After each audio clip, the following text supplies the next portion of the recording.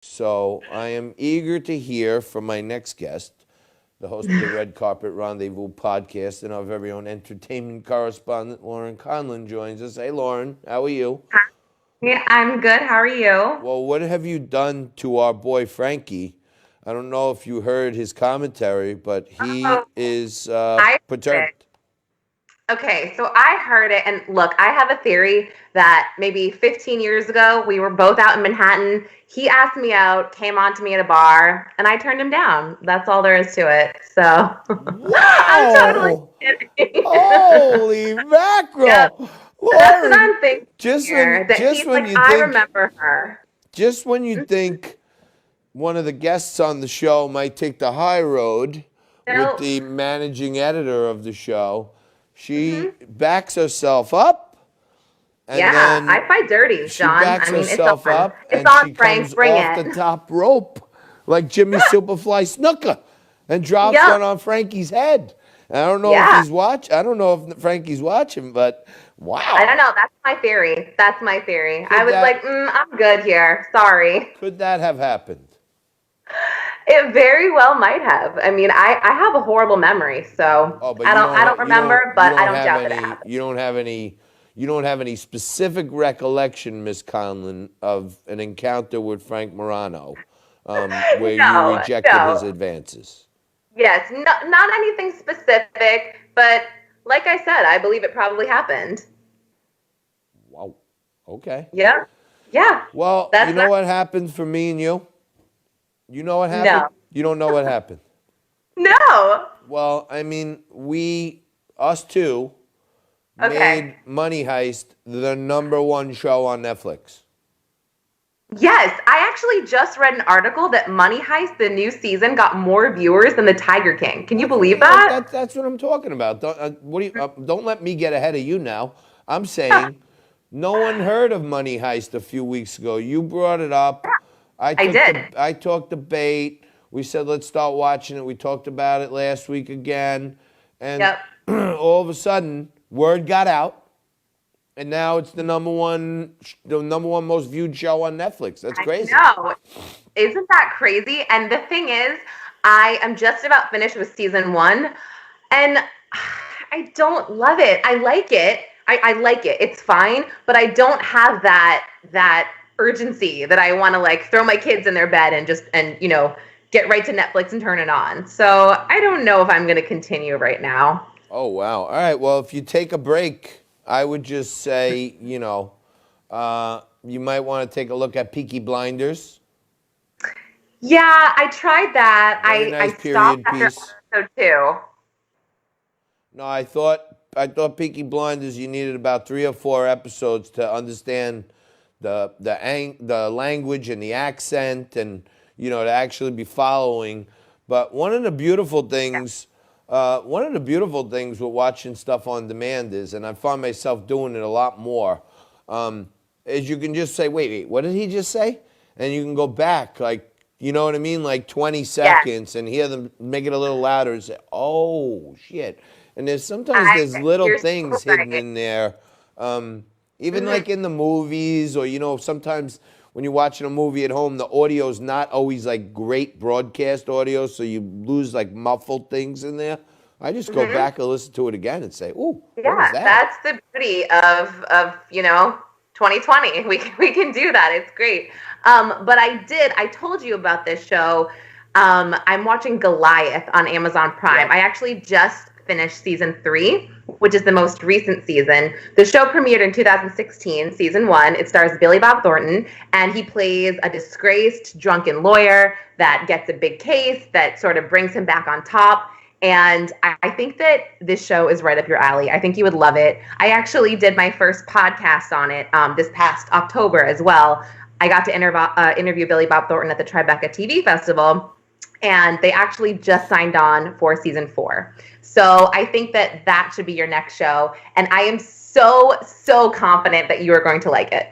So I put money on it, or we can make a bet. You will like it. I promise. Yeah, I'm not betting because then it skews my objectivity. You know what I mean? Okay, but I need something fun in my life here. So please, let's do something. Let's please. A bet would be great. It'll be a fun bet. Well, I'll think of something. I would say you have a much bigger task at hand right now because you have to figure out how to get back into the good graces of one Frank Morano. I think I know how to do that. I think I'll be okay. Really? You think Yeah. you think he's that easy? Because he's a master of subterfuge.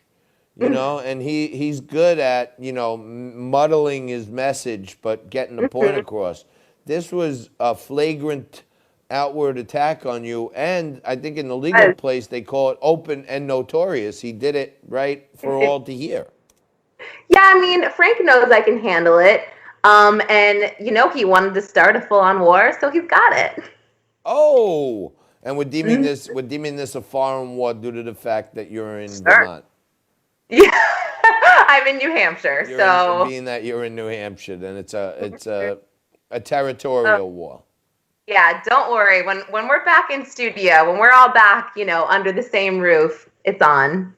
I like that. One of the funny things was during this time, everybody is like an at-home television producer. So a lot of my friends who watch and view and stuff, they're all hitting me with ideas. You should do this. You should do that. You should do the other thing.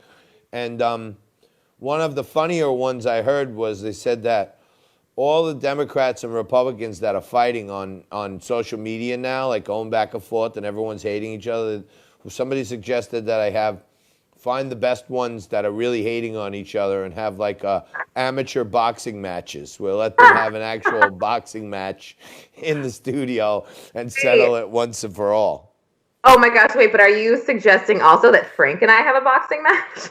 Yeah, well, I was thinking, in this time of equality, you know what I mean? He may have you on weight class, but you probably got him on agility and speed.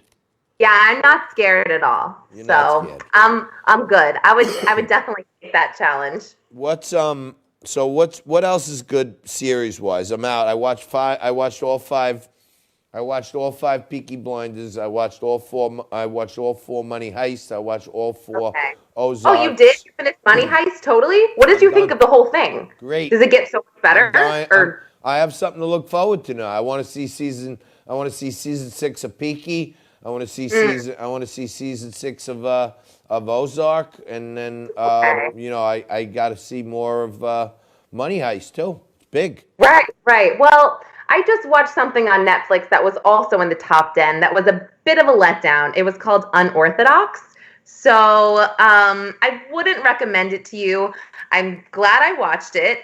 There was some really, really good acting, but overall, I give it a 6. So I've got to figure out what's next for me. I've heard a lot of things about Little Fires on Hulu starring Reese Witherspoon. So I think that is what's going to be next for me. You told me about Fallen Angel. Oh, Angel Has Fallen. Yes, and I was so disappointed that you didn't like it. Like I said, it's not an Oscar-winning film or anything like that, but Gerard Butler always entertains. So I just felt like that was sort of an easy movie, turn off your brain, kick your feet up, have a whiskey and watch it. But I guess not so much for you. Now, last night I got to the bitter end of Peaky Blinders. It was great. Okay. And then I'm like, I'm just sitting there like, it usually pops up next episode, and then I'm like, yeah, just let it run, right? I'll watch one more, right? And then all of a sudden I'm sitting there, I'm not sure where I'm at because I've been watching a few, and then I go back and start, watch through again, and then all of a sudden it ends, and I see like a preview to some other show coming up, and I'm like, wait a minute, what is this? And then I'm like, what? I know exactly. It's the biggest letdown ever. I know exactly what you mean, John, and I feel for you right now. So pissed. I'm like, that's it? Yep. That's it. That's so funny. That is too funny. Oh my gosh, I know the feeling. But yeah, did you ever watch Clover, the movie? Or no? You told me about Clover, but I didn't do the Clover yet. I got a couple of notes that you told me about that, but I did try to change it up last night, And I said, let me just watch a movie. Like, I don't really like Brad Pitt in real life, but I tend to find him entertaining in the roles he chooses. I kind of like him in a lot of things, like Inglorious Sure. Bastards and stuff, Yeah. So I see this movie, Killing Me Okay. Softly, right? Yeah. He's like a hitman for the mob or something. And Okay. the movie was like, I don't know. I watched it, like I just said, let me just watch it like an open mind. There were like maybe two chuckles. It's like a dark comedy. There were like two chuckles in the whole thing. And then it ends, like it goes to a black screen, and I'm expecting like a new scene to start, and then the credits come up. I'm like, ugh. Yeah, I didn't see that one. It's an older one, right? I don't even know. I don't even know when it was Yeah. made. I just said, let me try it. It came up. I vaguely remember it. Something cool actually right now, the film company A24, it's the studio that brought you Uncut Gems. What else did they Midsummer. Did you ever see Midsummer? That was the creepiest movie ever with Florence Pugh. They're actually doing an auction of items from their movie to benefit NYC hospitals, which is so cool. So you can actually get like the weird jewels, like the Furby jewels and like a Kevin Garnett jersey that they used in the movie. You can actually bid on it right now to benefit different hospitals in NYC, which I thought was the coolest thing ever because, I love movies and you know how much I loved Uncut Gems also. I kind of want to bid on one of those little like shiny Furbies. So, right? lots of our friends are on, my friends and viewers are on Facebook. Donna, my friend Larry Mazzelli, Mary, Deborah Russo. One is saying, ask her about The Gentleman. There's a movie The called The Gentleman. Gentleman. Oh, yeah. So I love Charlie Hunnam because we've talked about Sons of Anarchy. The Gentleman, that was one of the worst movies that I've ever seen. I'm not one to do this, but I saw that in theaters and I actually walked out. It made no sense to me. People really liked it. I didn't really like it. So I wouldn't recommend it, but that's me. But it had like a great cast. But yeah, I love Charlie Hunnam. I'd watch him in anything, but not this. All right. Well, is there anything else you want to fill us in on, or any last hand grenade you want to toss over the fence at Frank before the war actually begins? Gosh. Okay. Well, I do want to fill everyone in. Just stuff to do like this weekend, live streaming. American Idol fans can rejoice because American Idol is coming back Sunday night. They're going to film remotely. All the contestants are going to perform remotely, and all the judges are going to judge remotely from their homes, which is so cool. What else? Oh, there's going to be a big birthday celebration for the composer Stephen Sondheim on Broadway.com's YouTube channel this weekend. And Meryl Streep is performing, Mandy Patinkin. I'm definitely going to tune in because I'm a Broadway nerd, but I'm excited for that. And I think the NFL draft is tonight. Is that like a thing for you guys? I'm the worst when it comes to sports, but I do know that it's tonight, right? Yes. And I'm trying to think what else. I think that's pretty much it for what's going on right now in the entertainment world. Oh, there's like an Earth Day live stream with lots of activists. It's a 72 live stream that started yesterday. You can find it on Facebook Live and YouTube and a bunch of other outlets. But Joaquin Phoenix, Jane Fonda, they're interviewing people, they're performing, and they're doing all this stuff for 72 hours, which is kind of cool, I guess, if you like them. I mean, how much are they giving is my question. You know what I mean? Like, yeah. Yeah. Thank you for giving your considerable talents to ask all of us who are locked up at home watching our businesses get crushed. Let's throw in some money. How much are they putting in? That's really what I keep wondering. I don't know. I mean, I saw like Blake Lively and Ryan Reynolds. They personally donated like $2 million to a relief fund. There you go. And all right, that's what I like. That's what I like seeing. They made sure to tell us about it, right? Like, there's that whole thing in the Bible. You're not supposed to boast about, maybe I hear you, but I think it would probably turn more people on than off. To think, oh, okay, well, at least they gave. They're not just sitting there trying to sucker us into giving. You know what I mean? Yeah, no, I totally agree. It hasn't really crossed my mind that a lot of celebrities are I don't want to say they're benefiting from this. No, I don't really, think they're benefiting. But they're using it. I don't I don't know. I mean, Bill Cosby is definitely not benefiting from it because he was trying to get out of jail and he was denied early release. His lawyer said that if he gets COVID-19 at 82, he won't survive it at all. And the judge was like, too bad. Sorry. You need to serve your sexual assault, your sexual assault years. So you're done. So if he gets it, he's a dead man. One of my former babysitters, Diane, said that she loved Goliath. I see it in the comments on the. It's so on good. the Thank you, Facebook. Diane. Goliath is so good. And like I said, if I could think of a bet right now for John, I would say something right now. But I'm gonna think of something that we can bet on if you do or if you don't like it. And I'm betting you will like it. And then I will get back to you. All right. So I got my brother Derek coming up now, and Derek's instead. There's no more man on the street because we can't go in the streets. So now he's doing a little man on the Zoom segment for us, and he's got some three small business owners coming on now to talk about their experiences and how they're getting through this stuff.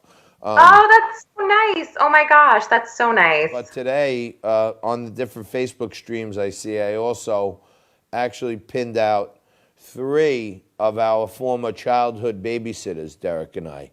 So Oh my gosh. I'm wondering if maybe Derek one of these days with the man on the street, man on the Zoom, maybe he can get some of our former babysitters and let them tell some stories about the horrors of watching us two. It might be my best programming yet.